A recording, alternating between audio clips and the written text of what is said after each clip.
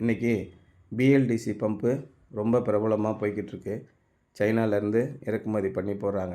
எங்ககிட்டயும் நிறைய வாடிக்கையாளர்கள் எங்களை குறைஞ்ச விலையில் இருக்குது, நீங்கள் போட்டு கொடுங்க அப்படின்னு சொன்னதுனால 1 பேனல் 2 பேனலில் ஓடக்கூடிய பம்பு, 3 பேனலில் ஓடக்கூடிய பம்பு, இதெல்லாம் நிறைய பம்பு நாங்கள் சப்ளை பண்ணோம். காலப்போக்கில் பார்த்திங்கன்னா அதிகபட்சமாக 1 வருஷம் இல்லைன்னா 1.5 வருஷம் தான் அது வேலை செய்யுது. அதுக்கப்புறம் அந்த பம்பு வந்து இத்து போயிடுது. சைனீஸ் பம்பு அதோட லைஃப் அவ்வளோதான் இருக்குது. ஆனால் நம்ம இந்தியாவில் தயாரிக்கக்கூடிய பம்பு கண்டிப்பாக ஒரு 20 வருஷம் ஆனாலும் ஓடிக்கிட்டு இருக்கு. எப்படி வேணால் நீங்கள் சர்வீஸ் பண்ணிக்கலாம், அந்த மாதிரி இருக்குது. ஆர்மேச்சர் கெட்டு போனால் மட்டும்தான் அந்த பம்பை நம்மளால் பயன்படுத்த முடியல.